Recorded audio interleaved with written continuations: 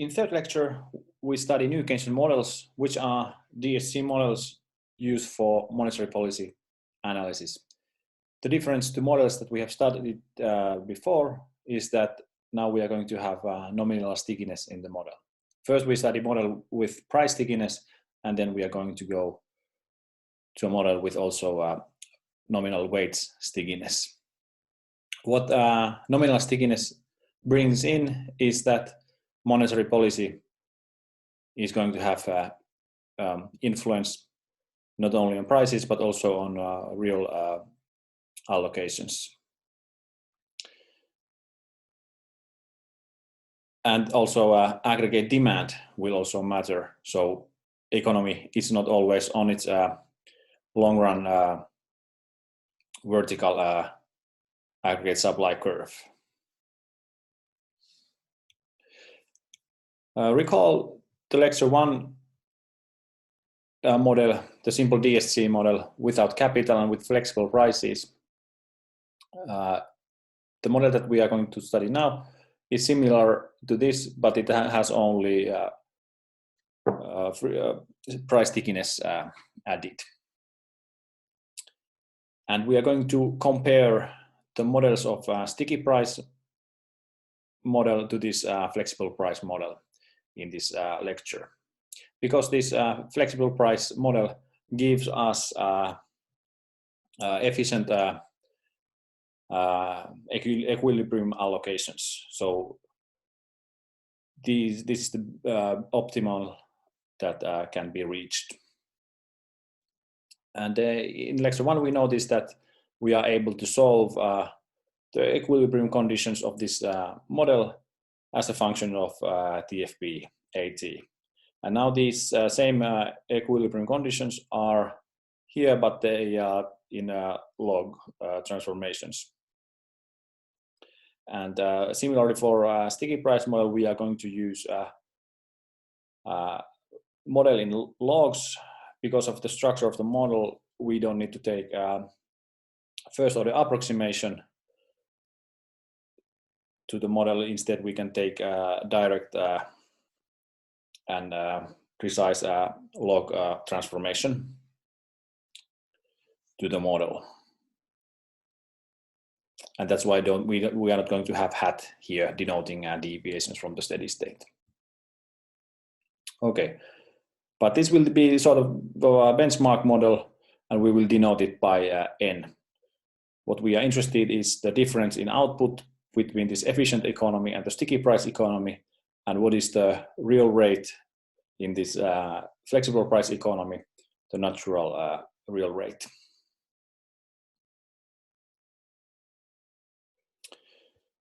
Yes, so we already noticed in lecture 1 that in this flexible price economy, prices, nominal prices and wages don't have any meaning, and nor has nominal interest rate any influence. We were able to get rid of these by expressing everything in terms of real wage and real interest rate. And then it's quite straightforward to see that monetary policy has no meaning in this model when the prices are flexible. This is a TFP shock that we have seen many times before, and now we have assumed that there is nominal rate for bonds, which is constant, and then the responses of variables is the same, even though we have a very unresponsive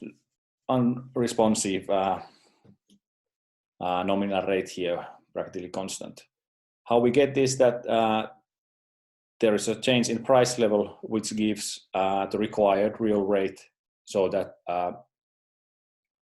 households consume so much that there is aggregate demand which equals the optimal aggregate supply given the increased TFP.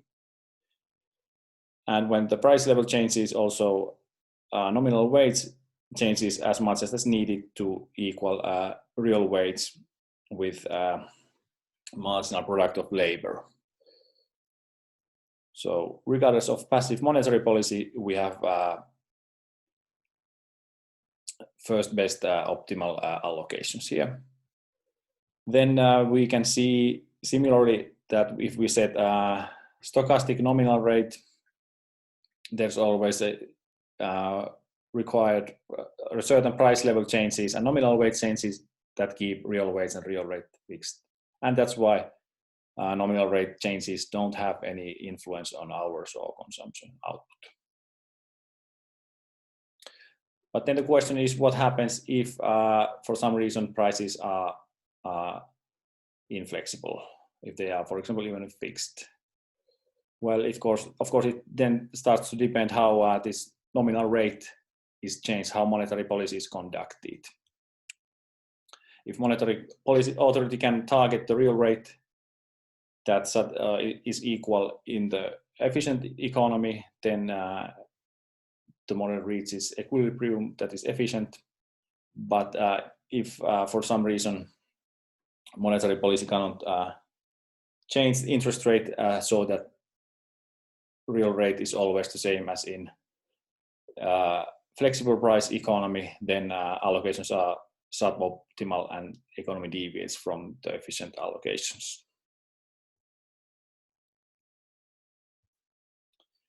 Well, are prices flexible or sticky? The empirical evidence suggests that prices are changed infrequently. So it's a empirical fact that firms are not adapting or changing prices quarter to quarter, that as we have assumed in the previous models. The average duration of price for euro area is almost 10 months. Then we saw our simulation predicted that monetary policy doesn't have any influence on real variables. Here we see that here we see some VAR evidence that we are going to study more on next lecture. There is a monetary policy shock, unexpected monetary policy shock, which increases federal funds rate. It has some influence on price level, but it's insignificant. It has more impact on commodity prices, which decrease on impact and then return to original level. And then for output, there is a significant drop. So according to this evidence, yes, monetary policy can influence real economy. Okay, given this background, we now study so-called new Keynesian models, which are based on seminal paper by Clarida, Galli, and Gertler. And the notation and structure follows quite closely Galli's textbook on new Keynesian models.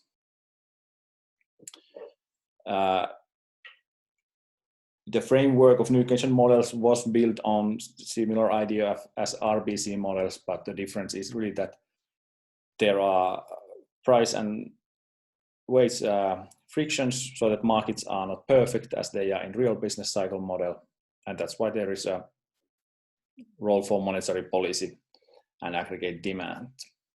Even though these are used for monetary policy analysis, these models typically work so that there's no money, and the way monetary policy is conducted comes through interest rate setting by central bank. And as I already said, we are going to compare this sticky price economy and then flexible price economy denoted by N.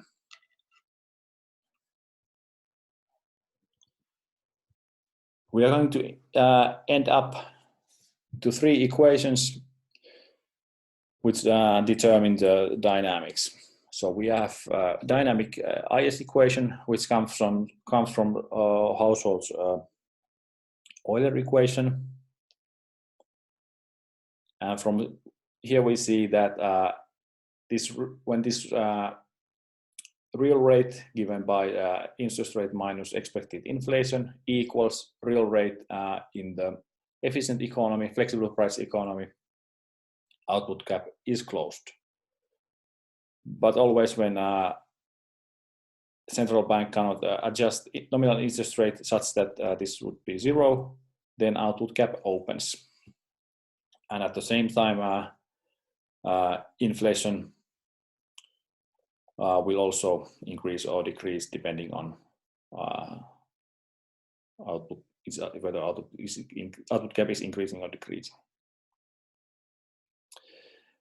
And why central bank cannot fully or perfectly adjust interest rate? Well, it is that we assume there is a Taylor type rule for monetary policy, such that there are some coefficients that we determine, and they determine how aggressively central bank responds to changes in inflation and output cap.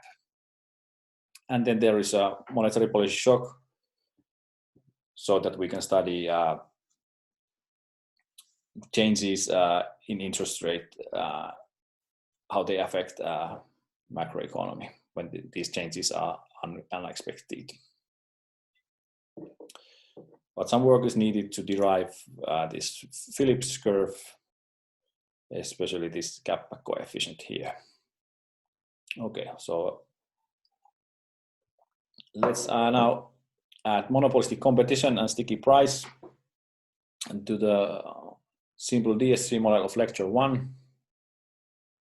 Now firms don't take prices as given. They are price setters that have some monopoly power, and then steady state allocations will be distorted because of this imperfection.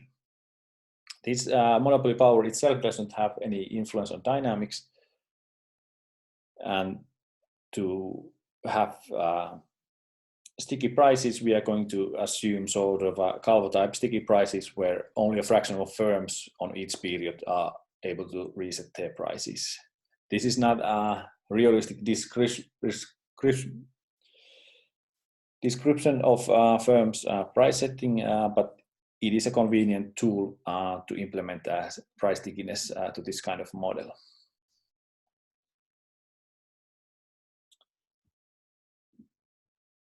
Okay, so we assume that the consumption good that households consume consists of intermediate goods. It is aggregated of them according to this aggregation function. And there is a sort of a decreasing marginal utility from each consumption good. So the highest aggregate consumption good is given when households consume the same amount of each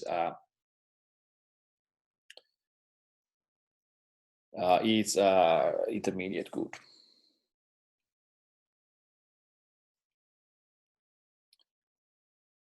If we keep the sum of a total amount of intermediate goods fixed. Then this aggregation function determines the demand function for each consumption good I, which is a function of relative price to aggregate price, and the elasticity is determined by this epsilon parameter. If it's really large, then even small deviations from aggregate price will have large impact on demand, and then we are going towards competitive markets. So the market power of each firm is small, and we assume that each firm produces one type of these intermediate consumption goods. So firm produces output for which demand is given by this demand function here. And firm maximizes profits, which are price times output minus the costs to produce this output level. We don't have capital in the model, so production function takes only labor as its input. And then the cost function is given by inverse of this production function times the nominal wage rate that firm pays for labor that it's used. We take first order condition to this objective here, which maximizes the profits, and we obtain first order condition after some simplifications that the price of this firm equals this markup term times nominal marginal cost.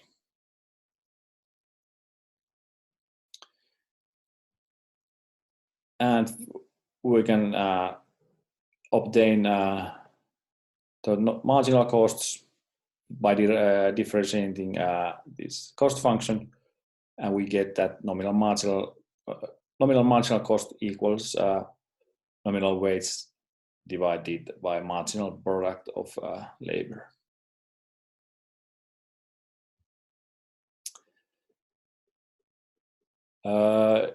If we assume flexible prices, like we are currently doing, then all firms are going to end up having same price in the equilibrium. So we can get rid of this I index here, and we are going to get that then real wage equals markup times marginal product of labor. So due to this market power, this is no longer efficient condition like in the lecture 1, where real wage equal marginal product of labor. Then real marginal cost given by nominal marginal cost divided by price. We can see that it is given by this markup, which comes from this epsilon parameter, substitution parameter, and it is constant. So if prices are flexible, then firms are able to change prices so that even though marginal product of labor changes, nominal wage changes, marginal costs change stays constant. And this won't hold anymore in the sticky price economy. Okay, let's then add price stickiness. We are simply going to assume that there is a fraction of 1 minus theta that are able to reset their prices on each period.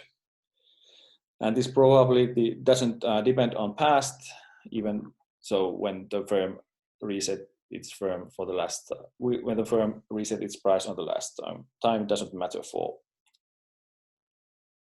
probability on current period or in future.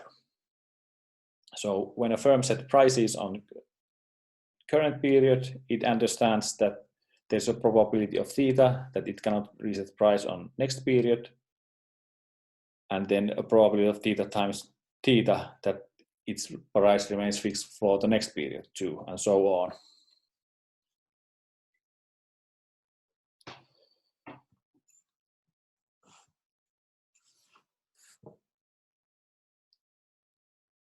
And then we give some parameter value for this theta, and then we can calculate the probabilities for the following quarters that prices are fixed for a single firm. And from this we can calculate what is the average duration for prices remain fixed using this. If we take a quite typical value that theta equals 0.66, then it will result 3 periods, which is quite consistent with empirical studies for price stickiness. And then this theta will determine how inflation rate evolves. And it depends on what the firms that are able to reset their prices are setting, and then the past price level to which other firms are sticked.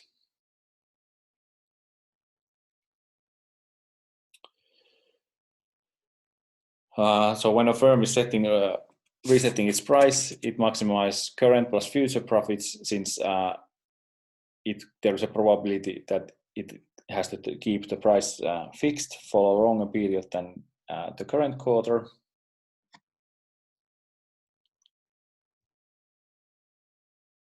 And it weights the profits with this theta parameter. And it also discounts future profits, since it takes into account the price levels between periods. So it deflates the nominal profits. It takes into account the discount factor, and then marginal utility of consumption, since this matters how much extra utility increase in profits will give in certain period.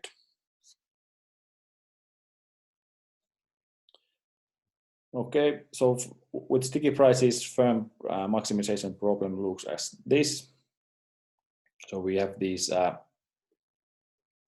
theta here, and then the stochastic discount factor, and then profits for each period. And then the demand function conditional on the current price set on period t, and demand on t plus for demand on period t plus k, conditional on price set on period t. We end up to this summation infinite with infinite horizon. There can, after some algebra, some tedious algebra, one can obtain a linearizing by taking logs. One will end up to this difference equation, where the optimal price on period t, p star, depends on expected marginal costs and changes in price and expected price level. And when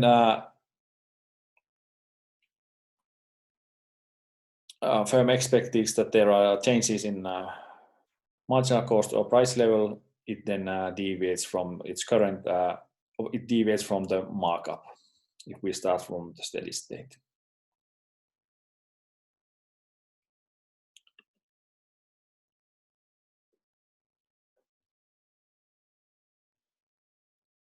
All right, then we can continue derivations. So the marginal cost is given by real wage minus log real wage minus log marginal product of labor, which we see here. And then we can express this as a function of output using inverse of production function.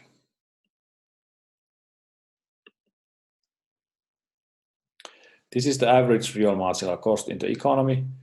Because there is decreasing returns to scale, or not decreasing marginal product of labor, it means that when the output levels change, firms hire a different amount of labor, and this changes the marginal productivities of in each firm.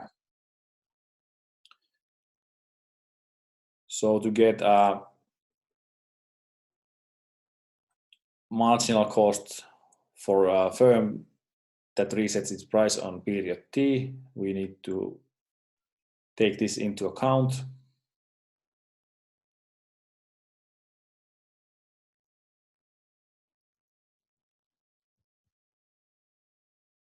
And then we are able to express marginal cost for firm on period t plus k, conditional on the price it sets on period t, as a function of aggregate marginal cost on period t plus k and the difference of its output level on aggregate output. which is then in turn determined by the difference in prices.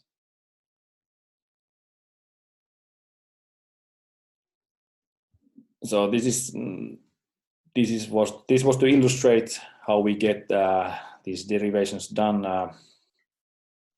Nothing that would require to yourself be able to do. Okay, now we can express inflation as a function of marginal costs. So when marginal costs are increasing, inflation is increasing too. What we are in the end wanting to do is to express this Phillips curve as a function of output gap.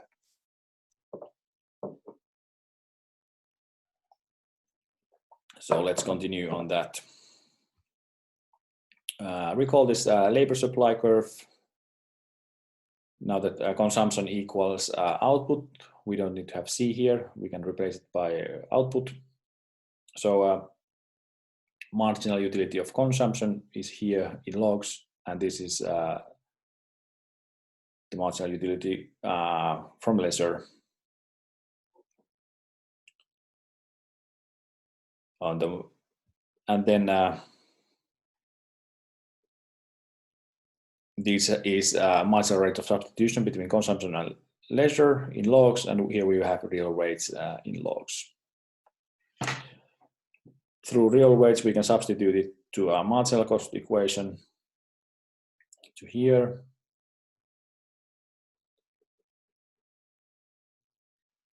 And here we have marginal product of labor, and here we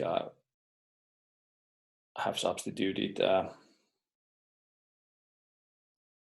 this condition from here. And then deriving a bit more, we are able to express marginal cost as a function of output and TFP. Through this, we are able to compare to efficient economy, since we notice that in that economy, marginal costs are constant. But the same condition has to hold. It is just that output in this efficient economy changes so that this condition will always hold. And since the steady state marginal costs are the same, we can express marginal costs as a deviation between these economies.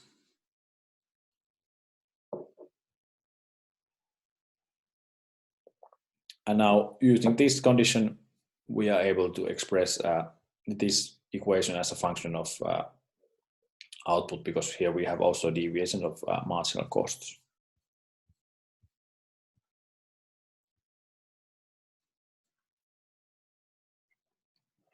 And then we are able to express Phillips curve in this form.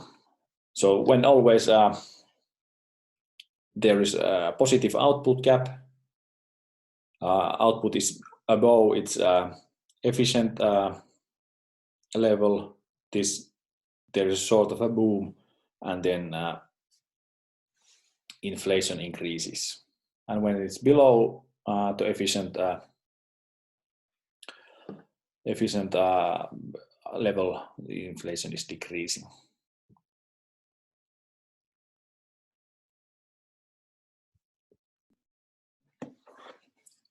Phillips curve basically determines the supply side.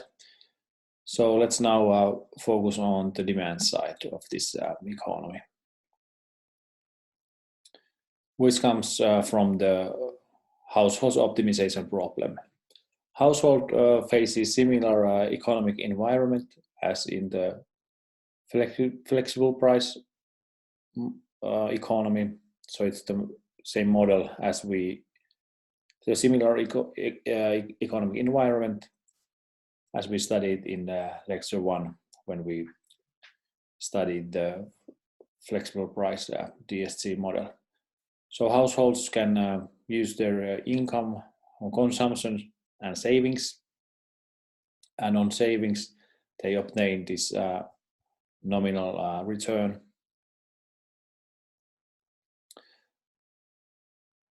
Then optimization over consumption and say bond holdings gives us the Euler equation, which we see here in logs in linearized form.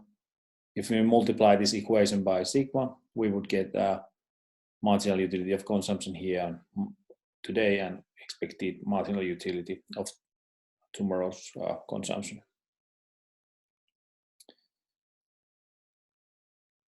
Here we have expected real rate.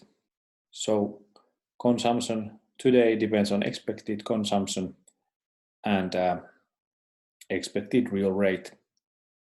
And actually it's deviation from the steady state real rate, which is the rho here, and it's determined by discount factor beta.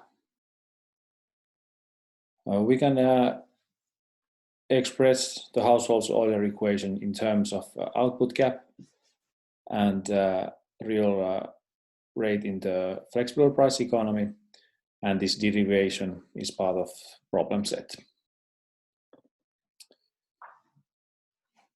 Now that we have expressed, when we express Euler equation in terms of output gap and real natural rate, we will get TFP influencing this equation, since natural rate is determined by changes of output in the flexible price economy, which in turn is determined by the TFP shock. So when there's a change in TFP, this changes the natural real rate, and then if real rate in the sticky price economy deviates from that, there's an output gap opening.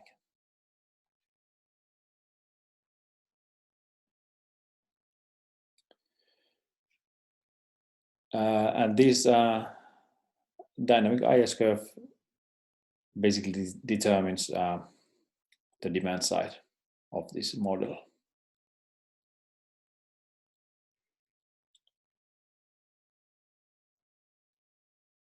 And now we are able to express the model in terms of three equations: the Phillips curve, IS equation, and then determine and the equation that determines monetary policy. We have a Taylor type rule here, where nominal interest rate depends on inflation and output gap. So the central bank is responding to changes in inflation and output gap when it sets the nominal interest rate. And then we have a shock process here, which gives us unanticipated changes to nominal interest rate. And then we can study the effects of monetary policy to economy.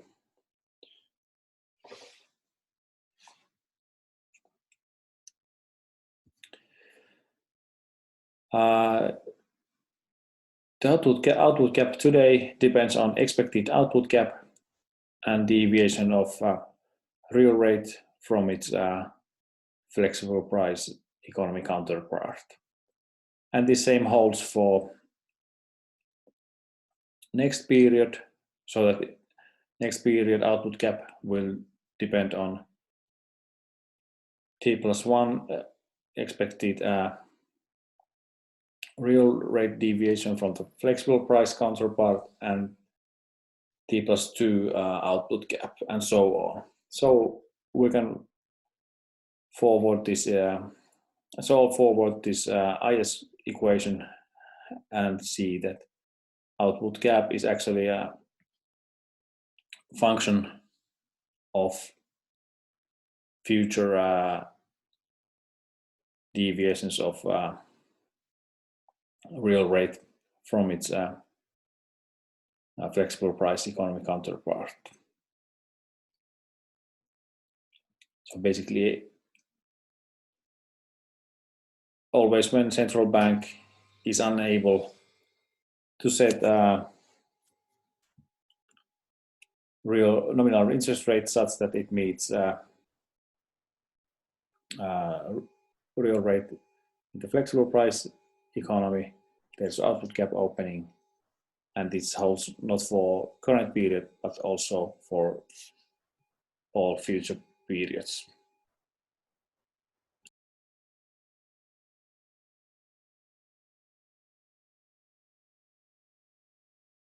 Then we can study dynamics or impulse responses, and in order to do that, we need to pick a few parameter values. The substitutability parameter for different consumption good types, then price stickiness parameter theta, and now this corresponds to price stickiness such that the average duration of price contracts is 3 quarters, which is roughly in line with empirical estimates. And then there are coefficients for monetary policy rule. If we have coefficient for inflation being over 1, this always ensures a determined equilibrium. It can be smaller than 1 if we have strong enough response to output gap. But if we have above 1, then if this coefficient is above 1, then we have always a determined equilibrium. And this is in line with the Taylor principle, which means that, or which states that inflation, nominal interest rate should respond more than 1-to-1 with inflation rate. And how this, or what this implies is that if we have a coefficient above 1 here, then the resulting real rate is increasing when we have an increase in inflation, since the nominal rate increases more than inflation rate increases. And this way, central bank depresses aggregate demand as a response to nominal, as a response to inflation rate, and this stabilizes the economy.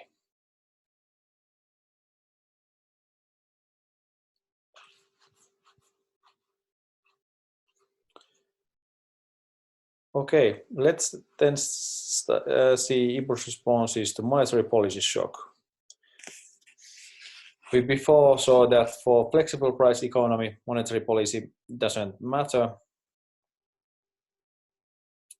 And we see it from here, so that output and output gap move 1-to-1, and hence the output in the flexible price economy is constant, because output gap is the difference of output to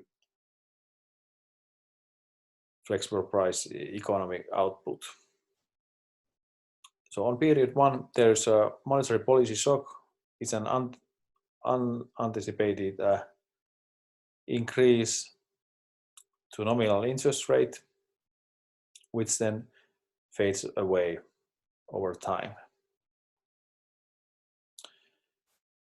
As nominal interest rate increases, this means that households are more willing to save.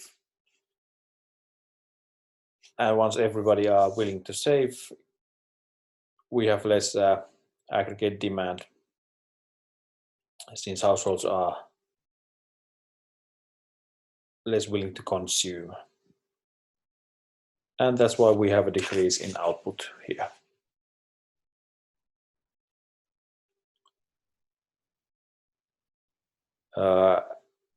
As there is a less labor demand because of less aggregate demand, employment or hours go down, and to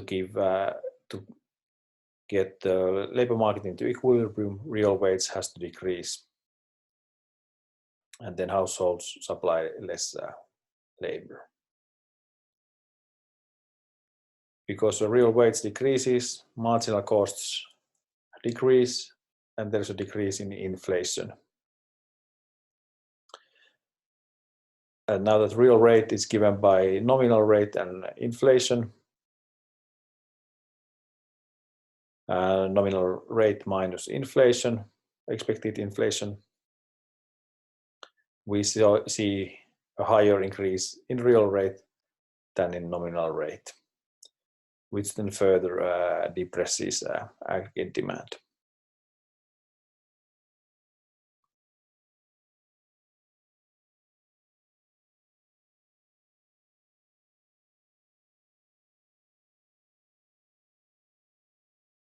All right, we can study this through AS and AD curves to get some intuition. We have a vertical AS curve for the flexible price economy. It stays constant as a response to monetary policy shock, since the supply side conditions are not changing. Then for this sticky price economy, we have upward sloping AS curve and downward sloping aggregate demand curve. The intuition for upward sloping aggregate supply curve is that given the same productivity, if there's an increase in output, it means that firms need to hire more labor, they demand more labor, and to make households willing to supply that labor, there has to be an increase in real wage, which results increase to marginal costs and hence increase in inflation. And that's why we have an upward sloping supply curve. Aggregate demand curve is downward sloping. In principle, more inflation would, as such, increase aggregate demand, since it decreases real rate. But we have defined monetary policy rules so that central bank responds more than 1-to-1 to inflation. So higher inflation implies actually higher real rate because of central bank's reaction function, and that depresses aggregate demand, and that's why we have a downward sloping aggregate demand curve. Now that there is a shock to monetary policy, we are not moving on the aggregate demand curve, but it shifts to left.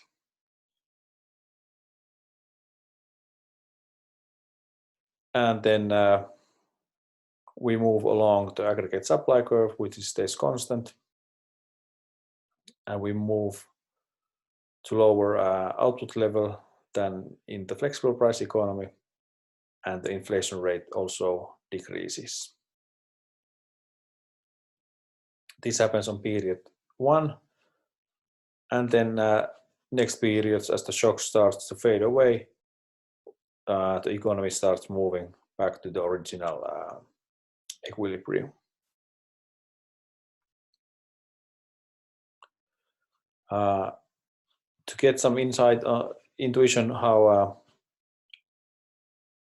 labor market equilibrium is determined, let's study labor supply curve. So as there is less aggregate demand, firms are willing to hire less labor, and to bring the labor market into equilibrium, there is a reduction in real wage.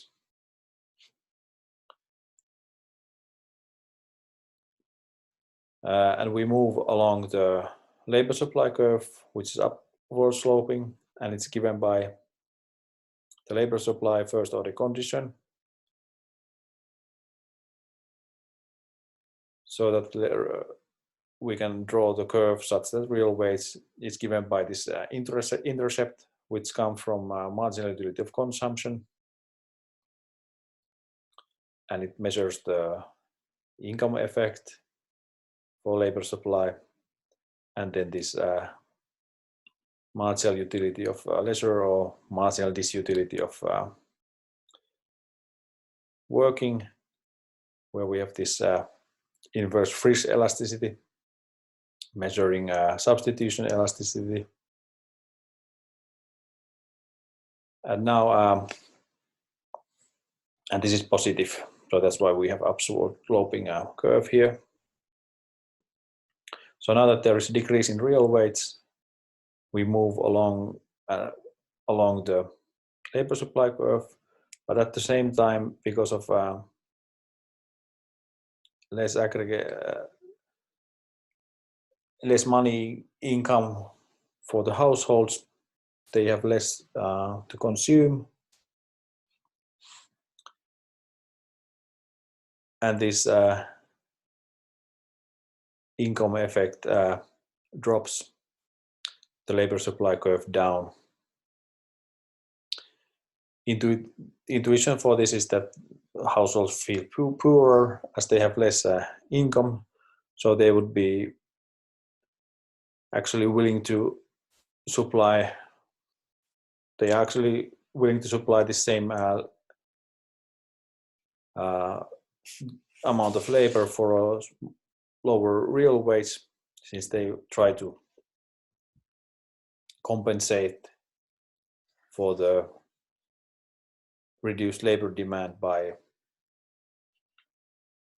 a reduced labor income by supplying more labor for a given real wage level. And this shift in the labor supply curve then reduces the equilibrium real wage even more.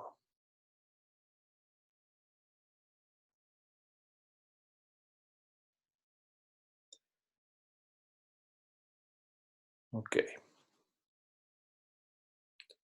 Let's then study TFP shock. So there is a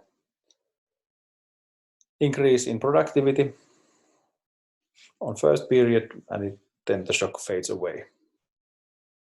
We have opening in the output gap, negative opening in the output gap, which means that even though output in this economy, it's sticky price economy, goes up, it expands less than in the flexible price economy.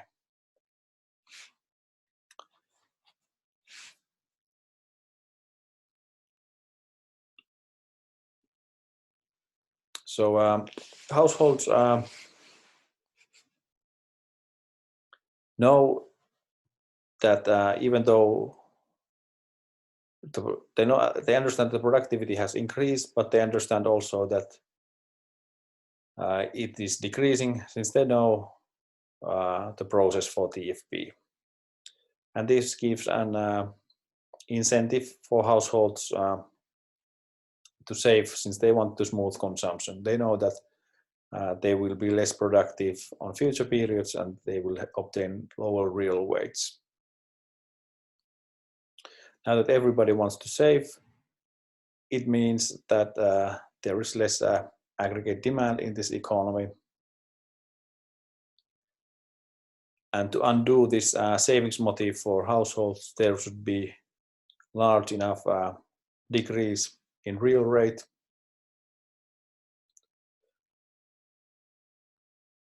And if there was that large enough decrease in real rate, we would get the economy to the same equilibrium as the flexible price economy goes. But we see from here that the real rate in the sticky price economy is always above the natural real rate,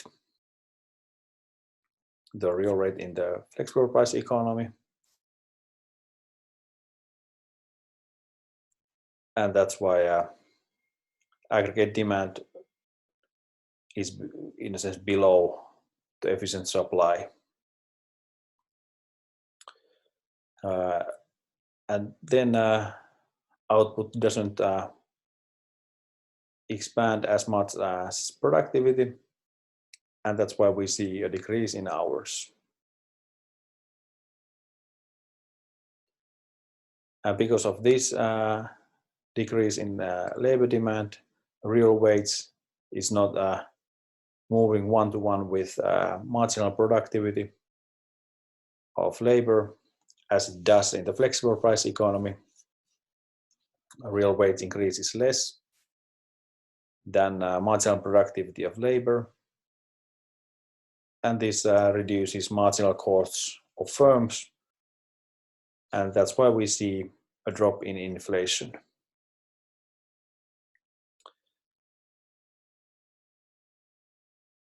A central bank responds to drop in inflation and output gap by lowering nominal rate, but it doesn't lower it enough that for a given inflation, the resulting real rate is always above the natural rate in the real rate in the flexible price economy.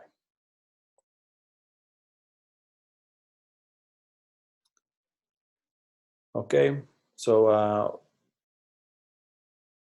the output gap opening is due to this central bank interest rate setting. We can change the coefficients in the monetary policy rule, and this will of course then change the dynamics. And then if these coefficients are large enough, central bank can stabilize both inflation and output gap.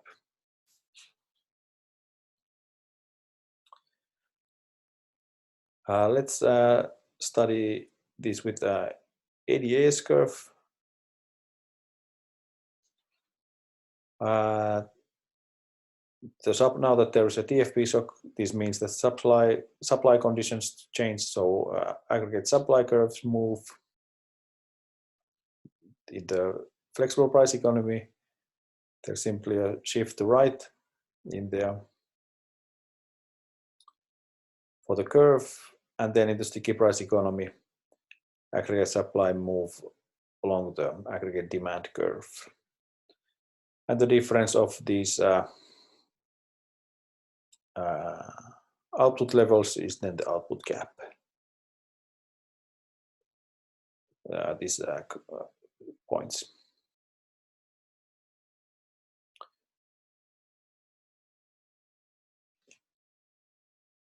So output moves, but it is less than in the flexible price economy. And then because of the full capacity is not used, the full capacity of labor is not used, we see a drop in inflation. And after period one, these curves start to shift back to original equilibrium as the shock fades away.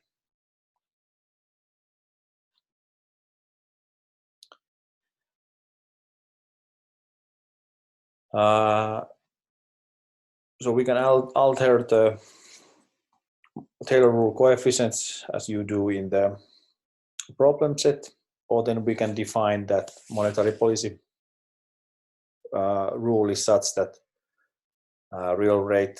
resulting real rate equals natural real rate. If we do that, then the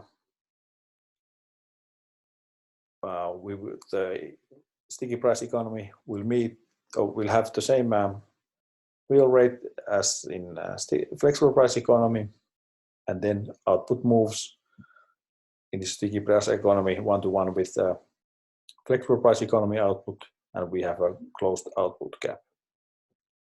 And then at the same time, inflation is stabilized too.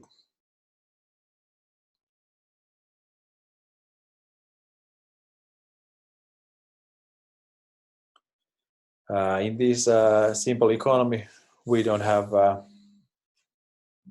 sort of a trade-offs, and that's why central bank is able to stabilize both inflation and output gap simply having enough aggressive interest rate setting.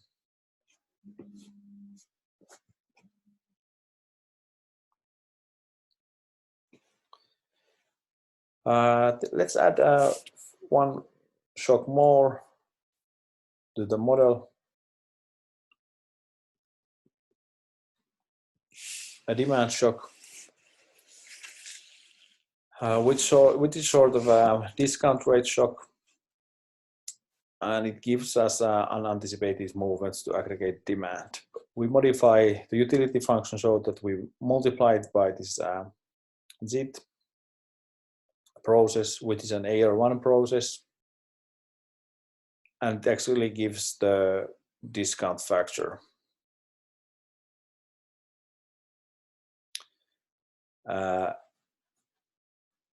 How this changes the model is that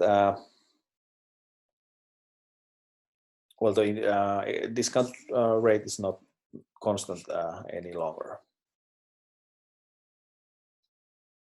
If there's an increase in this jet, it means that on expectation future jet is lower than today's jet, since the AR1 coefficient is smaller than 1. And then the discount rate goes down, and households in the optimization, in the savings problem, they put less weight on future utility.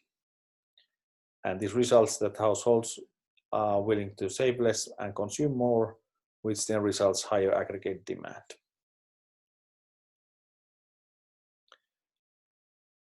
And this is only about savings problem. So household central bank could undo this by setting the appropriate nominal interest rate to undo this change in discount rate and households' willingness to save. So demand shock proxies sort of an uncertainty shock, for example. So if everybody are uncertain about, or if households are uncertain about the future, they are more willing to save for the bad day, and then this results a decrease for aggregate consumption and aggregate demand. And this demand shock is to proxy that. Okay, so this affects also the natural real rate, and in the flexible price economy, real rate moves such so that it undoes the change in discount rate, and hence the output is constant in flexible price economy in response to this shock, so that even this demand shock doesn't have any effects in the flexible price economy. Okay, so once we include this to the model, we have the same 3 equations, but then the natural real rate is defined in a different manner. So it responds both to TFP and to this demand shock, and it moves one-to-one with expected change in the demand shock.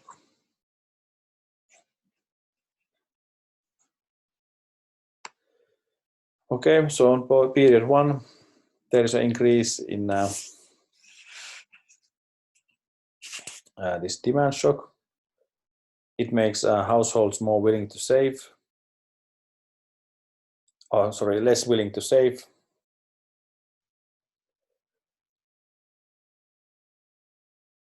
And there's an increase in household consumption and aggregate demand. And because the flexible price economy output stays constant, output gap and output move one-to-one.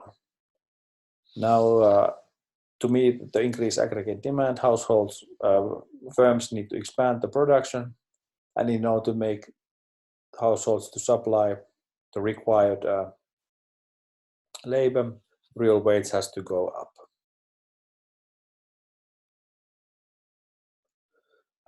Central bank responds to increase in inflation and output by increasing nominal rate, but for a given inflation rate, the real rate doesn't increase as much as it should, and that's why it doesn't fully undo the households' increased willingness to consume, and hence we have this increase in aggregate demand.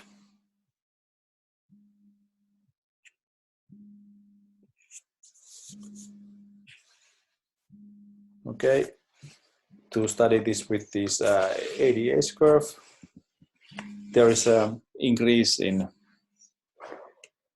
aggregate demand, which shifts aggregate demand curve. We have an increase in inflation because